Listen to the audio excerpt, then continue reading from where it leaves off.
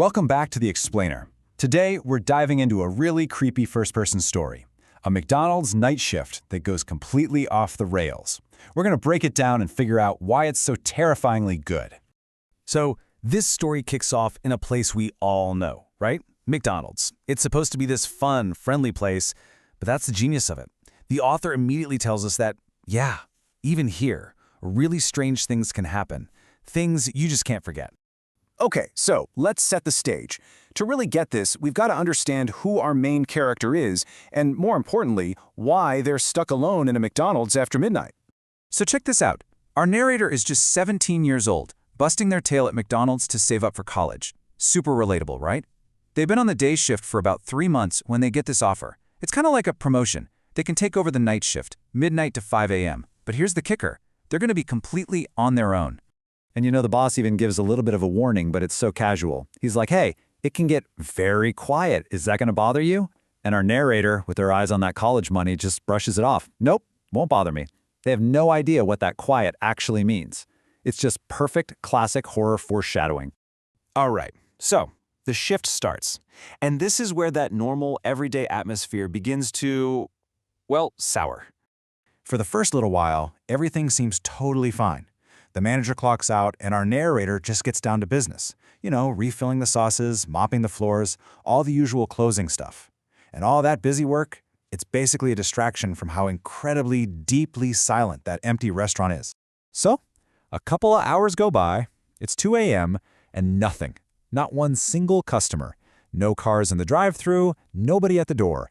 And that quiet, it's not just background noise anymore. It's starting to feel heavy, almost like it's pressing in on you. And then it happens. That's the moment everything shifts.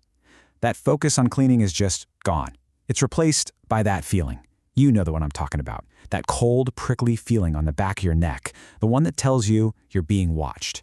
So they look out the window, and yep, there's a dark shape out there. And the first thought is, who would be standing out there at this time of night? That question is so key. It's the logical part of your brain trying to fight off what your gut is screaming at you. It's reason versus fear, happening right there in real time. And this is where that internal battle really heats up. Their eyes are telling them one thing, hey, that black shape is getting closer. But their brain immediately tries to shut it down.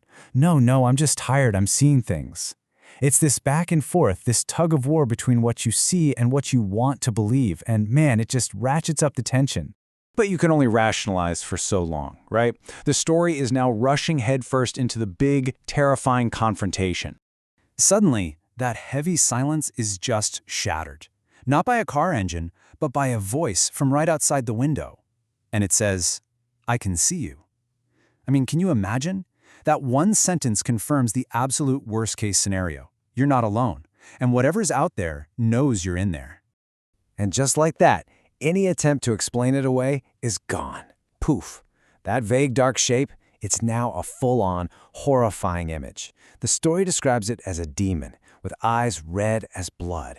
And it's not just standing there anymore. It's banging on the window, trying to get in.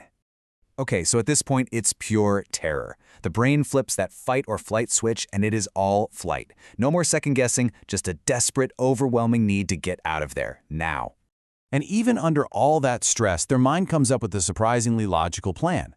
It's not just screaming and running, it's a sequence. Step 1, throw the closed sign on the door, maybe it'll buy a second. Step 2, get to the car. Step 3, drive like your life depends on it. And then, Step 4, figure out what to tell the manager. I mean, what are you going to do? Call your boss and say, yeah, a demon is trying to break into the McDonald's? You'd sound completely crazy. So they go with the only believable excuse they have. They're sick, and they're going home. The lie is literally their ticket out of there. So they get away, but the story doesn't end there. An experience like that, it leaves a mark. You can just feel that wave of relief, right? That feeling of getting home, locking the door behind you. That's the moment the immediate danger is over. The safety of home versus the absolute terror of the restaurant, it's such a powerful contrast. And the long-term impact? It's huge. This wasn't just some little scare, it was a genuine trauma. That very same night, they made a decision. I will never, ever work a night shift again. It didn't matter if it meant finding a new job. That college money was no longer worth it. The decision was final. non-negotiable. And that's where the story leaves us, with this really chilling question that kind of sticks with you. It makes you think about all those times you've been alone, maybe heard a weird noise or got that creepy feeling you were being watched, and you just told yourself, nah, it's nothing, I'm just tired. This story makes you ask yourself, what if it wasn't just your imagination? What if you were right?